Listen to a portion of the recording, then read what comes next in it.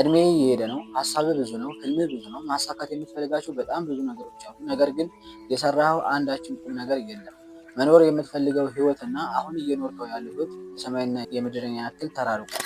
ከእንደዚህ አይነት ህይወት ተላቀን ወደ ህልማችን ቀረብ ብለን መኖር የምንችለው እንዴት ነው? የመጀመሪያው እጃችን ላይ ያለን ነገር ማጥበቅ ወይም መጣል። ተማሪ ከሆንክ ትምህርቱን በደንብ አድርጎ መማር፣ አለበለዚያ መተው።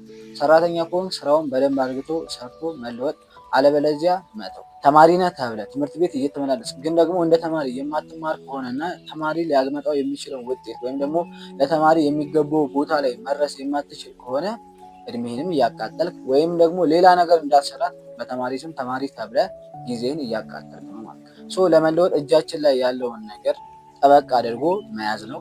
አጥብቆ ለመያዝ የማይመች ከሆነ ሌላ እኛ የምንፈልገውን ወይም ደግሞ ለእኛ የሚመቸንን ነገር እኛ ልናደርግ የምንችለውን ነገር ፈልገን እሱን አጥብቆ መያዝ ነው ማለት ነው። ሁለተኛው ለእድሜ የሚመጥን ሰው መሆን። የ10 ዓመት ህፃን ልጅ ሶፋ ላይ ተቀምጦ ጌም ሲጫወት ስላየ አንተም በ20 ዓመት ሶፋ ላይ ተቀምጠ ጌም የምትጫወት ከሆነ ልትለወጥ አትችልም።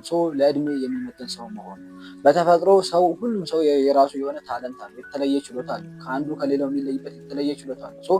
እድሜ ከፍ ባለ ቁጥር አንተ ከሌሎች እለይባቸዋለሁ ብለህ የምታስባቸውን የራስን ጸጋዎች፣ የራስን ስጦታዎች ለይተህ ማወቅና እነኛን ጸጋዎች መጠቀም መጀመር መቻል አለ እንጂ ሌሎች ባላቸው ልዩ ተሰጥኦ እነሱን እያደነቅ አንተ ግን እድሜ ሲሄድ ዝም ብለህ የእነሱ አድናቂ ብቻ ሆነ የምትቀመጥ ከሆነ ልትለወጥ አትችልም። አንተም ከሌሎቹ ተለይቶ የተሰጠን ጸጋ አይተህ ያንን ጸጋ መጠቀም መጀመር መቻል አለብህ።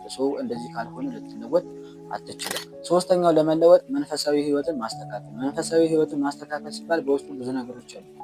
የመጀመሪያው ስለ ሃይማኖት ማወቅና መማር። ሃይማኖት የሚያዛቸውን ዋና ዋና ጉዳዮች ስለ ሃይማኖት ብትጠየቅ ልትመልሳቸው የሚገቡ ወሳኝ የሆኑ መሰረታዊ የሆኑ ቤዚክ የሆኑ ወይም ደግሞ ዶግማ የሆኑ ነገሮችን ለይቶ ማወቅ፣ ለሰዎች ማስረዳት እስከምችል ድረስ ለይተህ ጠንቅቀህ ማወቅ። መንፈሳዊ ህይወትህን ደግሞ ማስተካከል፣ የማያቋርጥ የጸሎት ህይወት እንዲኖር ማድረግ፣ ጾም ሳይሸራርፉ ለመጾም መሞከር፣ ንስሐ መግባት ብሎም ወደ ቅዱስ ቁርባን መቅረብ። እነኚህን ነገሮች ደግሞ ለአንዴ ወይ ለአንድ ሳምንት ወይም ለአንድ ወር ማድረግ ሲሆን በተከታታይ ሳያቋርጡ በተደጋጋሚ ማድረግ። እነኚህን ነገሮች ካደረገ አንድ ሰው ይለወጣል። የማይለወጥበት ምክንያት አይኖርም ማለት ነው። ወስብሐት ለእግዚአብሔር።